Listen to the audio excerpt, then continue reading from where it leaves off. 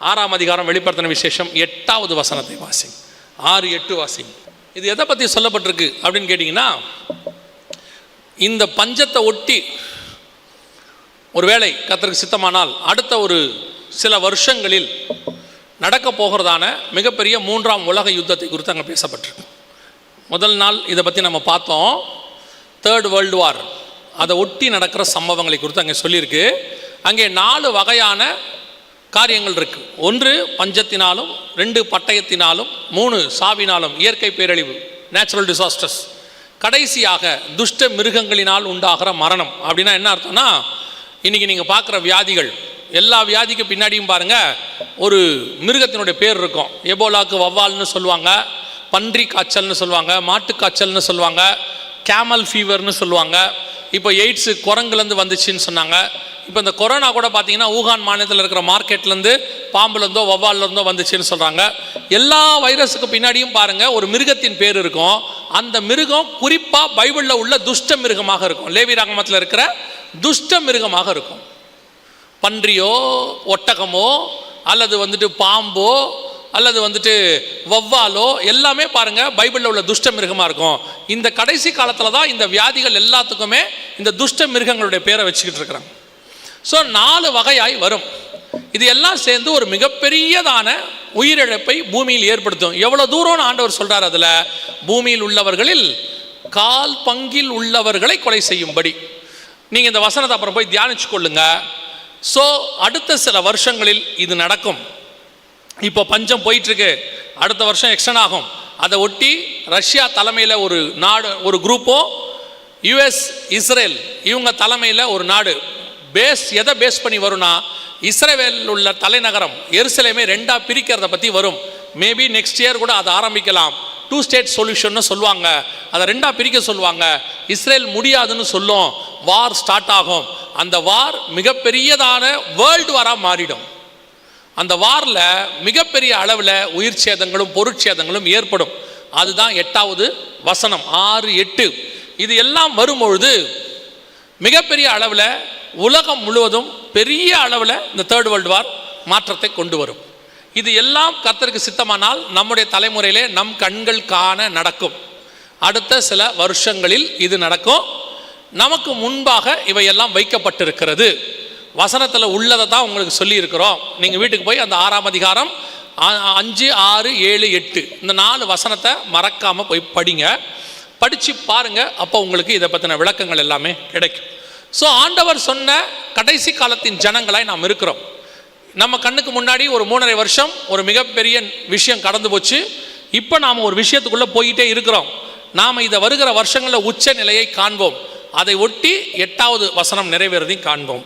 ஆனால் இது எல்லாம் சம்பவிக்கும் போது ஒரு காரியம் நடக்கும்னு இயேசு சொல்கிறார். வாசிங்க, முடிக்கலாம். லூக்கா எழுதின சுவிசேஷம் 21ஆம் அதிகாரம் 28வது வசனத்தை வாசிங்க. லூக் 21:28 வாசிங்க பாப்போம்.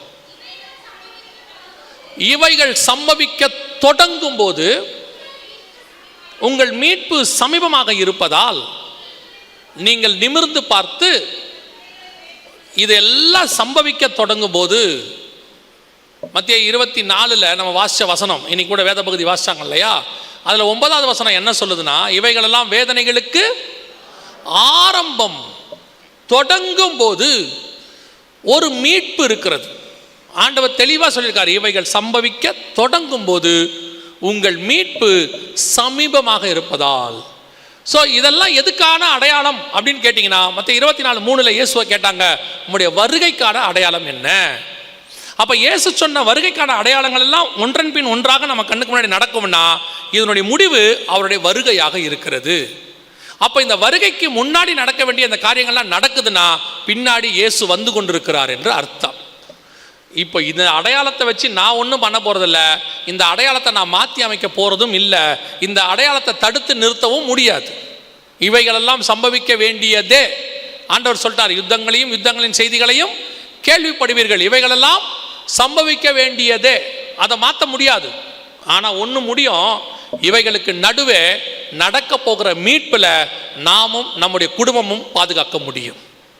ஜலப்பிரளயத்தை பூமியில நோவாவால தடுக்க முடியாது. ஆனா ஒண்ணு முடியும், அந்த ஜலப்பிரளயத்துக்கு நடுவில் தன் குடும்பத்தை காப்பாற்றும்படி நோவாவா ஒரு பேழையை உண்டு பண்ண முடியும். சோதோம்ல வரக்கூடிய வாதையை லோத்தால தடுத்து நிறுத்த முடியாது. ஆனா ஒண்ணு முடியும், அவைகளுக்கு நடுவில் இருந்து தன் குடும்பத்தை காப்பாற்றி வெளியே கொண்டு போக அவனால் முடியும். அந்த தேவன் இப்போ உங்களுக்கும் ஒரு எச்சரிப்பு கொடுக்கிறார். வரப்போகிற காரியங்கள் நடக்க போவது நிச்சயம். இவைகளெல்லாம் சம்பவிக்க வேண்டியதே, இதை மாற்ற நம்மளால முடியாது. ஆனா ஒண்ணு முடியும், இவைகளுக்கு நடுவே உங்களையும் உங்கள் குடும்பத்தையும் நீங்கள் காப்பாற்றி கொள்ள முடியும். எப்படிங்க செய்யணும், எப்படி காப்பாற்ற முடியும் அப்படின்னா, ஒரு 7 பேசிக் ஃபார்முலா இருக்குது.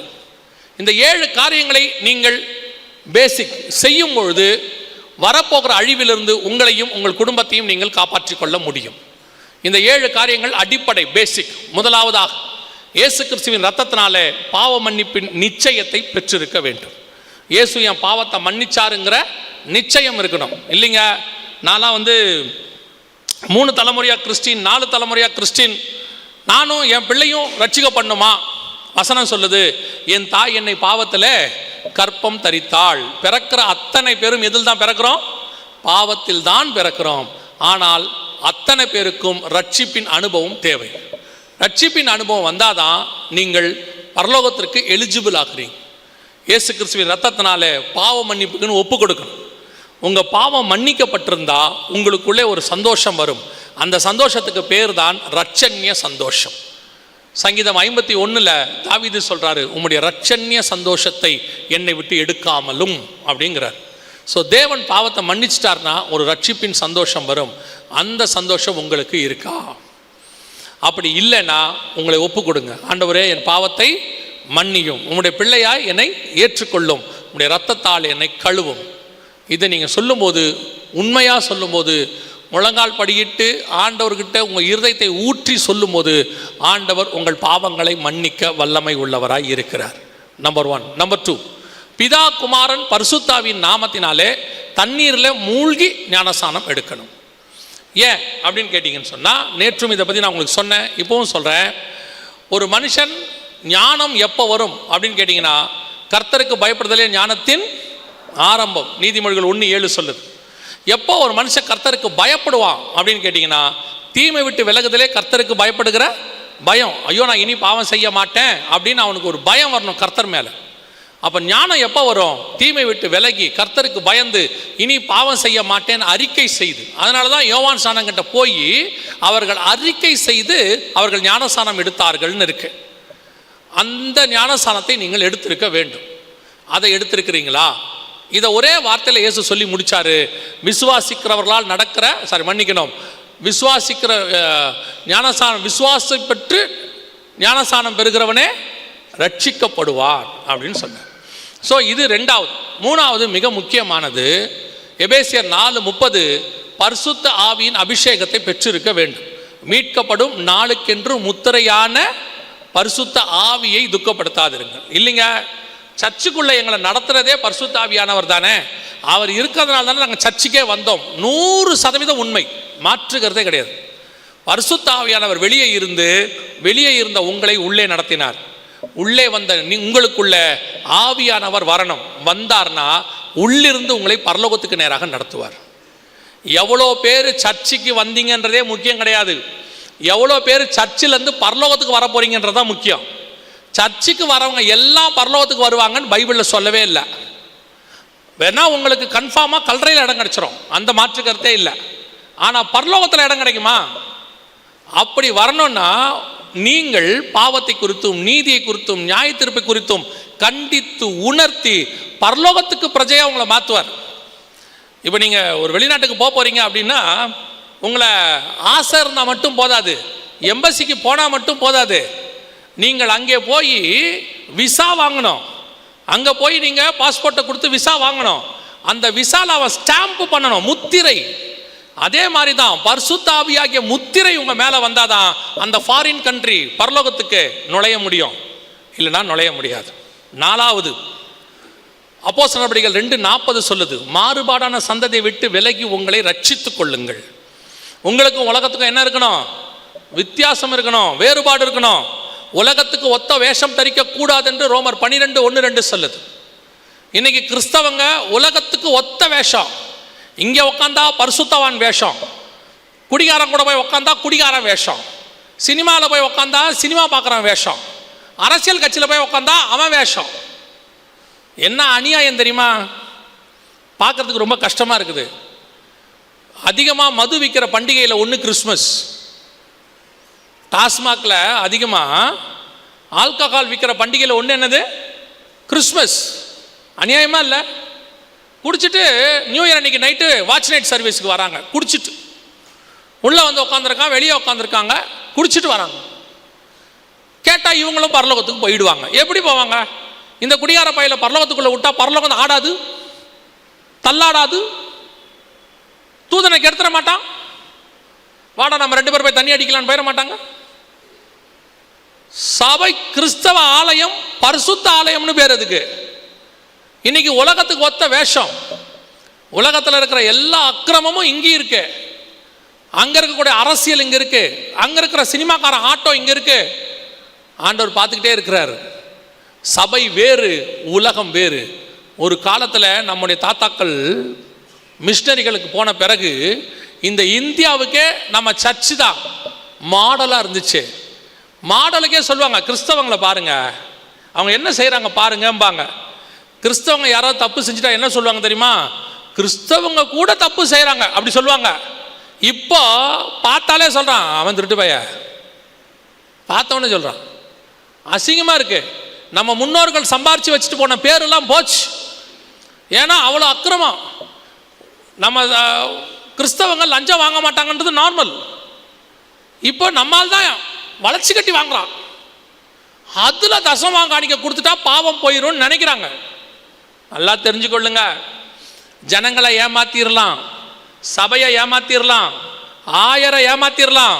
ஏன்னா இவங்க யாரும் நியாய தீர்ப்பு கொடுக்குறவங்க இல்லை. தேவனை ஏமாற்ற முடியாது. நீங்கள் யார் என்பது தேவனுக்கு தெரியும். நீங்கள் எப்படி சம்பாதிக்கிறீங்கன்னு தெரியும். நீங்கள் என்ன பண்ணிட்டு இருக்கிறீங்க ஆண்டவருக்கு தெரியும். ஒருவேளை சில ஊழியக்காரங்க நினைக்கலாம், இந்த மாதிரிலாம் வந்தால் மீட்டிங்கில் பேசி உங்களுக்கு காதுக்கு இனிய பிரசங்கத்தை பேசிட்டு நீ வளாகாமல் தலையாவாய், இந்த வருடம் லென்த்து முடிவதுக்குள் கர்த்தர் உனக்கு ஒரு வீட்டை கொடுப்பார். எங்களுக்கும் சொல்ல தெரியும். சில நினச்சிட்டு இருக்காங்க அப்படி சொல்லிட்டா பரவாயில்ல, கேட்டால் நல்லா இருக்கும்னு. உங்ககிட்ட நான் நல்ல பேர் வாங்க வேண்டிய அவசியம் எனக்கு இல்லவே இல்லை. நான் பயப்படுறது பரலோகத்துக்கு போகிறத பற்றி. பரலோகத்துக்குள்ளே நுழையும் போது தேவன் பார்த்து ஒரு வார்த்தை சொல்லிடணும், உண்மையும் உத்தமம் உள்ளவனேன்னு. அதை கடைசி வரைக்கும் மெயின்டைன் பண்ணணும் தான் நினைக்கிறோம். அதனால் நாங்கள் பேசுறது கொஞ்சம் கடினமாக இருக்கும். ஆனால் அதை கேட்டு நீங்கள் சரிப்படுத்தி கொண்டால் உங்களுக்கு நல்லது. அதெல்லாம் கிடையாது, நாங்கள் இப்படித்தான் இருந்துட்டு போங்க, உங்கள் இரத்த பலிக்கு நான் நீங்களாக இருக்கிறேன், அவ்வளோதான். 5வது, சுவிசேஷம் அறிவித்தல் உங்கள் மேல் விழுந்த கடமை. ஏன் தெரியுமா? நீங்கள் இங்கேருந்து பரலோகத்துக்கு போகும்போது ஒன்றுத்தையும் கொடுக்க மாட்டான், எல்லாத்தையும் எடுத்துப்பான். நீங்கள் போட்டிருக்கிற தங்க செயின் மாதிரியே கோல்டில் மாதிரி அதே மாதிரி ஃபேக்கில் ஒன்று செஞ்சு போட்டுருவான். ஒரே ஒரு நீங்கள் எத்தனை புடவை வச்சுருந்தாலும் அதில் ஒரு புடவையை மேலே போட்டுட்டு மிச்சம் எதையும் உங்களுக்கு தரமாட்டான். உங்களுக்கு ஒரு கோட்டு சுட்டை மாட்டி விட்டுட்டு கையை இப்படி வச்சு கட்டி விட்டுட்டு அமுச்சு விட்ருவான். நீங்கள் என்ன ஏஞ்சி கேட்கவா போறீங்க? ஏன்பா நான் வாங்கி வச்சுருக்கேன், அந்த மோதிரத்தையாவது போட்டு அனுப்பேன். அவன் சொல்லுவான், என்னப்பா அப்பா கையில் ஒன்றுமே இல்லை, அப்பா வாழும் போதே சிம்பிளுங்க, அவருக்கு ஒன்றுமே பிடிக்காது, போகும்போதும் சிம்பிளுங்க. நீங்கள் என்ன ஏஞ்சி சொல்லவா போகிறீங்க திருட்டு பையில குட்ராயா மோதிரத்துன்னு? ஒன்றும் முடியாது. இருக்கும் போதே ஏதாவது பண்ணி பரலோகத்துக்கு சேர்த்திங்கன்னா நல்லது. ஒரு சாதாரண மனுஷன் என்ன செய்வான் தெரியுமா? ஒரு நார்மல் அறிவு உள்ளவன் என்ன செய்வான் தெரியுமா? வெளிநாட்டுக்கு மொத்தமாக போய் செட்டில் ஆக போகிறான்னா அவன் என்ன செய்வான்னா, இங்கே இருக்கிற தன் சொத்தெல்லாம் விற்று அந்த ஊர் கரன்சிக்கு எக்ஸ்சேஞ்ச் பண்ணிடுவாங்க. இங்கே இருக்கிற பணத்தை அங்கே இருக்கிற பணத்துக்கு ஏற்ற மாதிரி மாற்றிடுவாங்க. அதே தான் நம்ம போகிற ஊருக்கு ஏற்ற மாதிரி நம்மளுடைய காரியங்களை மாற்றிட்டா அங்கே போகும்போது இங்கே இருக்கிறத விட அதிக சொத்து இருக்கும். அங்கே நமக்கு வீடு தேவைப்படாது. அங்கே என்ன மழையாக இருக்குது, வெயிலாக இருக்குது வீட்டுக்கு, அங்கே என்ன மனைவியை பார்க்கவா போறிய? ஒருத்தர் சொன்னார், அப்போ மனைவியை பார்க்க மாட்டோமா அப்படின்னு கேட்டார். நீ மனைவியை பார்க்கணுன்னு ஆசைப்பட்டீங்கன்னா மாமியாரையும் பார்க்கணும் பரவாயில்லையான்னு கேட்டேன். இல்லை வேணாம் வேணான்ட்டார். இல்லை, வசனத்தின்படி ஆண்டவர் என்ன சொன்னார்னா, கொள்வினையும் இல்லை கொடுப்பனையும் இல்லை, ஆணும் இல்லை பெண்ணும் இல்லை. உங்களுக்கு சில இந்த ஊழியக்காரங்க அவங்க எங்கே போனாங்கன்னு தெரில, அவங்க போயிட்டு வந்த இடத்துல பார்த்தது உங்களுக்கு சொல்லிட்டாங்க. நான் அவரை போய் பார்த்தேன், இவரை போய் பார்த்தேன், அவர் அங்கே கேட் கீப்பராக இருக்கிறாரு, அப்புறம் பரலோகத்தில் ஸ்டோர் ரூமில் கணக்கு எழுதிட்டு இருக்கிறாரு. ஏன்னா ஏமாத்திடுவாங்க, கணக்கு எழுதி வைக்கிறாங்க பரலோகத்தில், இல்லைன்னா அக்கௌண்ட்டு மிஸ் ஆகி போயிடும். என்ன சேட்டை, நீங்களும் அதை தான் நம்புறீங்க. பரலோகத்தில் கொள்வினையும் இல்லை, கொடுப்பனையும் இல்லை, யாரும் யாரையும் தெரியாது, அத்தனை பேரும் தேவ தூதர்களை போல் இருப்போம்னு இயேசு சொல்லிட்டார். அதனால் உங்களுக்கு அங்கே வீடு இல்லை. நிறைய பேர் சொல்லிட்டு இருக்கான், எனக்கு ஆண்டவர் நல்ல வீடு கட்டிக்கிட்டு இருக்கிறாரு. எங்கே என்ன பண்ண போறிய? வீட்டை வச்சு என்ன பண்ணுவீங்க? 8 மணி நேரம் ஆண்டவர் ஆராதிச்சுட்டு மிச்சம் 16 மணி நேரம் போய் ரெஸ்ட் எடுப்பீங்களா? உங்களை இந்த பூமிக்குரிய மைண்ட்லேயே மாற்றிட்டாங்க. அதனால் எவ்வளோக்கு எவ்வளவு ஏழைகளுக்கும் ஊழியத்துக்கும் செய்ய முடியுமோ செஞ்சு உங்களுடைய கரன்சியெல்லாம் ஹெவன்லி கரன்சிக்கு மாற்றிக்கோங்க, ஆத்துமாக்களா. அதான் உங்களுக்கு நல்லது. நீங்கள் போகும்போது உங்களை ஏற்றுக்கொள்வார் உண்டாகும்படி இங்கேயே நண்பர்களை என்ன செய்யுங்க? சம்பாதித்துக் கொள்ளுங்கள். இயேசு சொல்லிட்டாரு, சுவிசேஷம் அறிவித்தல் உங்கள் மேல் விழுந்த கடமை, இல்லாவிட்டால் உங்களுக்கு ஐயோ. 6வது, இயேசு வருவார் என்பதை ஒவ்வொரு நாளும் விசுவாசிக்கணும். ஏதோ ஒரு 3 நாள் கூட்டம் நடந்துச்சு, கூட்டத்தில் கரெக்டாக சொல்லியிருக்காங்க போல வருகை வரப்போதான் அப்படின்னு நீங்கள் நினச்சிட்டு அடுத்த 3 நாளில் இதை மறந்துடக்கூடாது. திருப்பி இந்த சம்பவங்கள்லாம் நடக்கும்போது புதுசாக யோசிக்கக்கூடாது, என்ன இப்படியெல்லாம் நடக்குது அப்படின்னு நினைக்கக்கூடாது. இனி ஒவ்வொரு நாளும் படுக்க போகும்போது உங்களுடைய கடைசி ஜெபம் என்னவா இருக்கணும் தெரியுமா? ஆண்டவரே, இந்த ராத்திரி வேளையில் உங்களுடைய வருகை இருக்குமானால் நானும் என் குடும்பமும் எடுத்துக்கொள்ளப்பட வேண்டும். காலையில் எழுந்திருக்கும் போது முதல் ஜெபம், ஆண்டவரே, இந்த பகல் வேளையில் உங்களுடைய வருகை இருக்குமானால் நானும் என் குடும்பம் எடுத்துக்கொள்ளப்பட வேண்டும். அதான் நம்ம டெஸ்டினேஷன். அதில் ஒரு வாஞ்சையும் தவணமுள்ள ஆத்துமாக்களை கர்த்தர் நிரப்புகிறார். கடைசியா 7வது, முடிவு பரியந்தம் நிலை நிற்கிறவனே ரட்சிக்கப்படுவான். இந்த 6லும் கடைசி வரைக்கும் நின்னீங்கன்னா கர்த்தருடைய வருகையில் ரட்சிக்கப்படுவது எளிது. அடைந்த ரட்சிப்பு, எடுத்த ஞானசானம், பெற்றுக்கொண்ட அபிஷேகம், வாழ்கிற வேறுபாடுள்ள வாழ்க்கை, சொல்கிற சுவிசேஷம், விசுவாசிக்கிற வருகை, இந்த 6ஐயும் நீங்கள் கரெக்டாக இயேசு வர்ற வரைக்கும் மெயின்டைன் பண்ணிங்கன்னா கர்த்தருடைய வருகையில் பிரவேசிப்பது எளிது. அல்லேலூயா. வெகு சீக்கிரத்தில் ஆண்டவர் வரப்போகிறார். இனி காலம் செல்லாது. நம்ம எந்திரிக்கலாமா? நாம் ஜெபிக்க போகிறோம். எல்லாரும்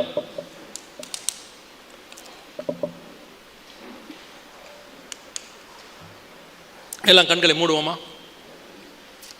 சரியா இன்னும் ஒரு 3 நிமிஷம். நான் ஒரு 5 நிமிஷம் எக்ஸ்ட்ரா எடுத்துட்டேன் சொன்ன நேரத்துலேருந்து. ஆனால் ஐயா அப்படி சொல்லலை, டேக் யுவர் ஓன் டைம் தான் சொன்னாங்க. நான் 8:30க்கு முடிக்கணும்னு நினச்சேன், ஆனால் ஒரு 5 நிமிஷம் எக்ஸ்ட்ரா ஆயிடுச்சு. இன்னொரு 3 நிமிஷம் முடிச்சுடுவோம். நம்ம கண்களை மூடுவோம். 1 கொரிந்தியர் 11 சொல்லுது, நம்மை நாமே நிதானித்து அறிந்தோமானால் நாம் நியாயம் தீர்க்கப்படும். உங்களை நீங்கள் ஆராய்ந்து பாருங்கள். யார் பரலோகத்துக்கு போவான்னு யோசிக்காதீங்க, நீங்கள் போவீங்களான்னு மட்டும் பாருங்கள். உங்கள் ஆவி, ஆத்மா, சரீரத்தை தேவனுக்கு முன்பாக தாழ்த்துங்க பார்ப்போம். நீங்கள் யாருங்கிறதெல்லாம் கொஞ்சம் ஓரமாக வச்சுடுங்க. உங்கள் படிப்பை ஓரமாக வச்சுடுங்க, கொஞ்ச நேரத்துக்கு. உங்கள் அந்தஸ்தை கொஞ்சம் ஓரமாக வச்சுடுங்க. உங்கள் ஆஃபீஸ் டெசிக்னேஷனை கொஞ்சம் ஓரமாக வச்சுடுங்க. நீங்கள் சபையில் யாருங்கிறதெல்லாம் கொஞ்சம் ஓரமாக வச்சுடுங்க. உங்கள் குடும்பத்தில் உங்களுக்கு என்ன மேன்மை பெருமை இருக்குன்றதெல்லாம் ஓரமாக வச்சுடுங்க. நீங்கள் ஒரு பரலோகத்துக்கு போகிற பிரஜையா, சாதாரண மனுஷனா உங்களை யோசித்து பாருங்கள். உங்களுக்குள்ள இன்னும் கர்த்தருக்கு பிரியமில்லாத காரியங்கள் என்னென்ன இருக்குது? பணத்தாசை இருக்குதா? பொருளாசை இருக்குதா? பெருமை இருக்கா? இன்னும் உங்களுக்குள்ளே கர்த்தர் அருவருக்கிற காரியங்கள் இருக்கா? பாவம் இருக்கா? கண்களின் இச்சை, ஜீவனத்தின் பெருமை, மாம்சத்தின் இச்சை, இது எல்லாம் இன்னும் இருக்கா? உள்ளுக்குள்ளே என்ன ஓடுது? குரோதம் ஓடுதா? சொந்தக்காரங்க மேலே கசப்பு இருக்குதா? கணவன் மனைவிக்குள்ள கசப்பு இருக்குதா? என்ன இருக்குன்னு பாருங்க. பிள்ளைகளுக்குள்ளே பாருங்க. இது சரிப்படுத்தி கொள்றதுக்கு தான். இது உங்களை குற்றப்படுத்துறதுக்கான நேரம் இல்லை, சரி பண்ணிக்கிறதுக்கு. வேதம் தெளிவாக சொல்லுது, ஒருவன் தன் பாவங்களை அறிக்கை செய்து விட்டு விடுவானாகில் அவன் தேவனிடத்தில் இரக்கம் பெறுவான்னு வேதம் சொல்லுது. இப்போ அதற்கான ஒரு நிமிஷம் உங்களை ஆராய்ந்து பாருங்க. இன்னென்ன காரியங்கள் இன்னும் எனக்குள்ள இருக்குன்னு உங்களுக்கே தோணும். உங்களுக்குள்ள இருக்கிற மனசாட்சியில் ஆவியானவர் உணர்த்துவார். அவர் தான் கண்டித்து உணர்த்துகிறவர். ஆண்டவர் உங்களுக்குள்ளே ஏதாவது உணர்த்தினாரு, என்னென்ன காரியங்கள் எனக்குள்ளே இருக்குது, இன்னும் பலகீனங்கள் இருக்குது, சிந்தனையில் போராட்டம் இருக்குது. யாரும் பார்க்காத போது நீங்கள் செல்ஃபோனில் என்ன பார்க்குறீங்க? அப்பா அம்மா இல்லாத போது உன் செல்ஃபோனில் நீ என்ன பார்க்குற? உன் லேப்டாப்பில் நீ என்ன பார்க்குற? கணவனுக்கும் மனைவிக்கும் தெரியாமல் இருக்கக்கூடிய காரியங்கள் என்ன? ஆண்டவருக்கு முன்பாக உண்மையாக இருங்க. மனைவியை ஏமாற்றி நீங்கள் பாவத்தை செய்கிறது ஒன்றும் பெரிய திறமசாலி இல்லை. சகலமும் கர்த்தருக்கு முன்பாக நிர்வாணமாய் இருக்கிறது. ஒருவேளை உன் மனைவி இன்னசென்ட்டாக இருக்கலாம், பட் காடுக்கு தெரியும் நீ யாருன்னு. மனைவியை நீ ஏமாத்திரலாம், கர்த்தரை ஏமாற்ற முடியாது. உன் கணவனை நீ ஏமாத்திரலாம், கர்த்தரை ஏமாற்ற முடியாது. God knows very well. இன்னைக்கு ஒரு வாய்ப்பு ஆண்டவர் கொடுக்குறார் உன்னை சரிப்படுத்துறதுக்கு, நம்மளை சரிப்படுத்துறதுக்கு ஒரு வாய்ப்பை கர்த்தர் கொடுக்குறார். ஒப்பு கொடுப்போமா தேவ சமூகத்தில்? ஒரே ஒரு நிமிஷம் மட்டும் நீங்கள் துதிக்க வேண்டாம், ஸ்தோத்திரம் பண்ண வேண்டாம், எதுவும் செய்ய வேண்டாம். ஒரு நிமிஷம் மட்டும் உங்களை நீங்கள் ஆராய்ந்து பாருங்கள். ஆண்டவரே, இன்னும் உமக்கு பிரியம் இல்லாமல் எனக்குள்ள என்னப்பா இருக்கு? மற்றவங்களை பற்றி யோசிக்காதீங்க, கூட இருக்கிறவங்க யாரை பற்றி யோசிக்காதீங்க, உங்களை யோசிங்க. சரி பண்ணி கொள்றதுக்கு ஆண்டவர் இன்னும் ஒரு வாய்ப்பை நமக்கு தருகிறார். இந்த நேரத்தில் எல்லா கண்களை மூடி இருப்போம். நான் ஒரே ஒரு கேள்வியை கேட்டு நான் முடிக்க விரும்புகிறேன். நான் இன்னும் ஆண்டவரை சரியான முறையில் ஏற்றுக்கொள்ளவில்லை. கிறிஸ்தவன் நான் இருக்கிறேன், ஆனால் இன்னும் எனக்குள்ள உண்மையான கிறிஸ்தவ அனுபவம் இல்லை.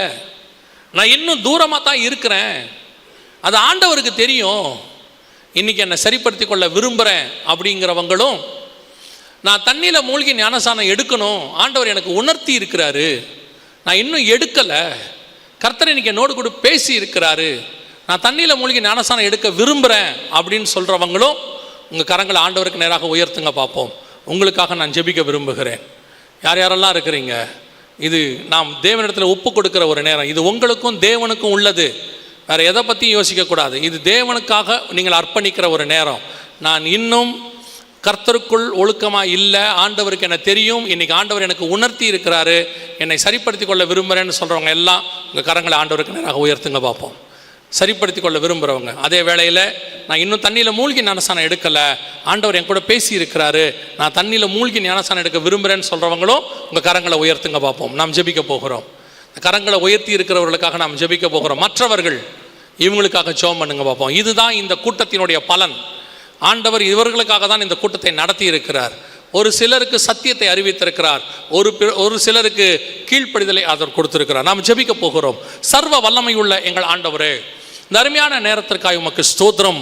தன்னை தாழ்த்தி உம்முடைய கிருபையுள்ள கரத்தில் ரட்சிப்புக்கும் ஞானசானத்துக்கும் ஒப்பு கொடுத்த ஜனங்களுக்காய் நன்றி ஆண்டவரே. மகிமையுள்ள கரத்தில் தாழ்த்துகிறோம்.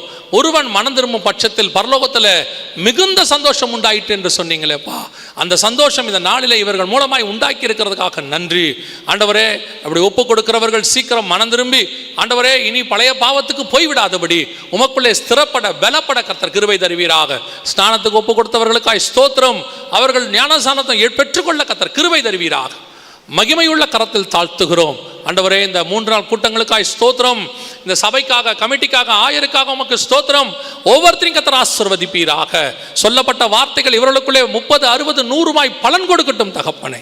இந்த வார்த்தைகளை பிசாசானவன் பொறுக்கி போட்டு விடாதபடி தேவ ஆவியானவர் வேலியடைத்து பாதுகாத்துக் கொள்வீராக. நீர் வரும் அளவும் இவர்கள் உமக்குள்ளே ஸ்திரப்பட பலப்பட கிருபை பாராட்டுங்கப்பா. வந்த ஜனங்கள் அத்தனை பேரும் சுகபத்திரமாய் வீடு போய் சேர கிருபை தாரும் எங்கள் ஆண்டவர் இயேசுவின் நாமத்தில் பிதாவே.